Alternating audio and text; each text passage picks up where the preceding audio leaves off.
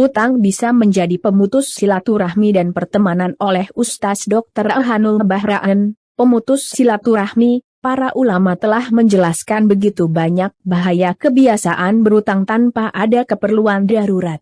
Utang juga bisa menjadi pemutus silaturahmi dan pertemanan, di mana orang yang berutang berusaha menghindari atau bahkan memutus kontak dengan orang yang memberi pinjaman utang. Hal ini bisa jadi karena yang berutang memang tidak ada niat baik ingin melunasi atau memang sedang tidak mampu melunasi karena uzur, tetapi tidak enak hati apabila bertemu dengan orang yang memberikan pinjaman utang. Perhatikan kisah berikut, tatkala Qais bin Sa'ad bin Ubadah sakit, para saudara dan sahabat menunda menjenguknya. Lalu, ia bertanya tentang mereka. Maka, dijawab, mereka merasa malu karena punya utang kepada engkau. Ia pun berkata, semoga Allah menghinakan harta yang telah mencegah kawan-kawan menjengukku. Kemudian ia perintahkan agar diumumkan bahwa barang siapa yang punya utang kepada Qais, telah diputihkan, dianggap lunas.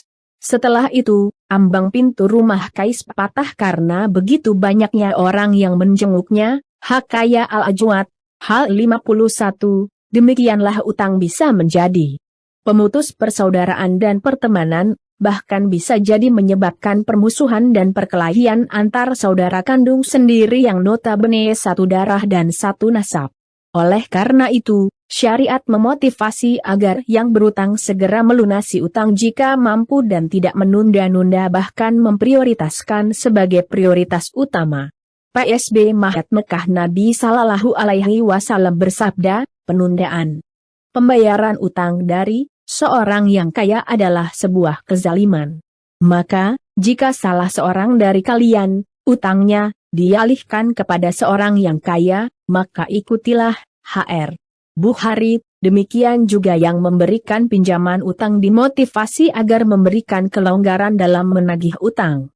Apabila yang berutang sedang tidak mampu dan ada uzur, hendaknya memaklumi dan memberikan tambahan waktu. Allah Ta'ala berfirman, jika orang yang berutang kesulitan, maka berilah kelonggaran hingga ia dimudahkan. Qs. Al-Baqarah 280. Baka juga, hadits-hadits tentang bahaya hutang demikian juga Nabi Sallallahu Alaihi Wasallam memberikan motivasi agar memudahkan orang yang berutang, baik dalam utangnya, menagihnya, dan lain-lain. Beliau Sallallahu Alaihi Wasallam bersabda, barang siapa memudahkan kesulitan orang lain, maka Allah akan mudahkan ia di hari kiamat. HR. Muslim nomor 2699.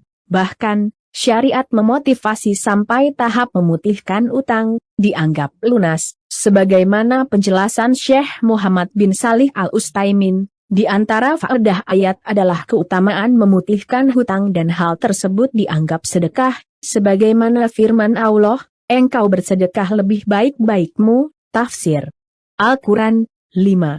310. Perbuatan Qais bin Sa'ad bin Ubadah ini dalam rangka menjaga silaturahmi yang diperintahkan.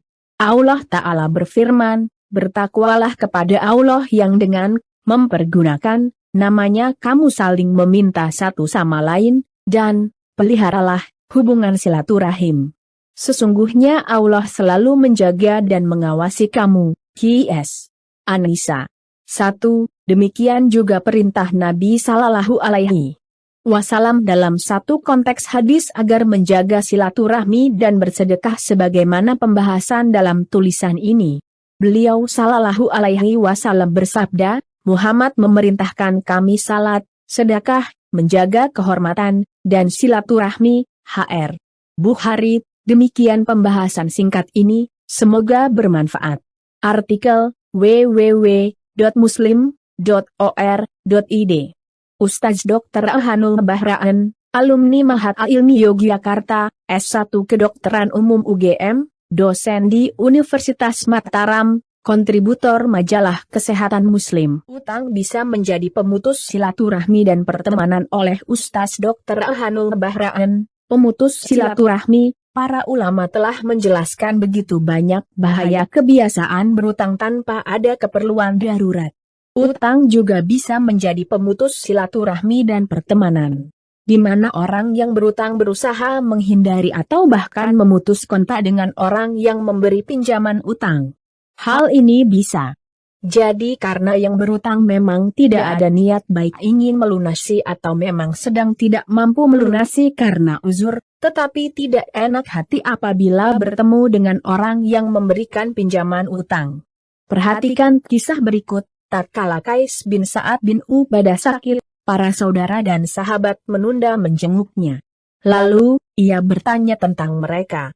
Maka, dijawab, mereka merasa malu karena punya utang kepada engkau. Ia pun berkata, semoga Allah menghinakan harta yang telah mencegah kawan-kawan menjengukku. Kemudian ia perintahkan agar diumumkan bahwa barang siapa yang punya utang kepada Qais, telah diputihkan, dianggap lunas.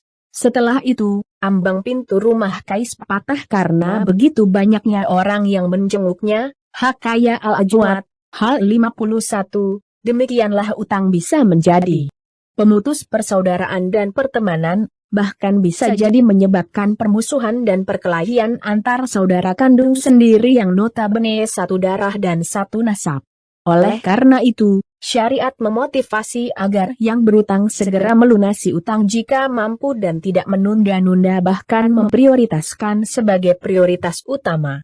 PSB Mahat Mekah Nabi Sallallahu Alaihi Wasallam bersabda, penundaan pembayaran utang dari seorang yang kaya adalah sebuah kezaliman.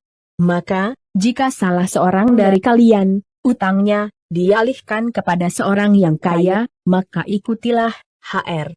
Bukhari, demikian juga yang memberikan pinjaman utang dimotivasi agar memberikan kelonggaran dalam menagih utang. Apabila yang berutang sedang tidak mampu dan ada uzur, hendaknya memaklumi dan memberikan tambahan waktu. Allah Ta'ala berfirman, jika orang yang berutang kesulitan, maka berilah kelonggaran hingga ia dimudahkan. Qs. Al-Baqarah 280. Baka juga, hadits-hadits tentang bahaya hutang demikian juga Nabi Sallallahu Alaihi Wasallam memberikan motivasi agar memudahkan orang yang berutang, baik dalam utangnya, menagihnya, dan lain-lain. Beliau Sallallahu Alaihi Wasallam bersabda, barang siapa memudahkan kesulitan orang lain, maka Allah akan mudahkan ia di hari kiamat. HR. Muslim nomor 2699. Bahkan, syariat memotivasi sampai tahap memutihkan utang, dianggap lunas, sebagaimana penjelasan Syekh Muhammad bin Salih Al-Utsaimin. Di antara faedah ayat adalah keutamaan memutihkan hutang dan hal tersebut dianggap sedekah, sebagaimana firman Allah, engkau bersedekah lebih baik-baikmu, tafsir Al-Quran, 5:310. Perbuatan Qais bin Sa'ad bin Ubadah ini dalam rangka menjaga silaturahmi yang diperintahkan. Allah Ta'ala berfirman, bertakwalah kepada Allah yang dengan mempergunakan namanya kamu saling meminta satu sama lain, dan peliharalah hubungan silaturahim. Sesungguhnya Allah selalu menjaga dan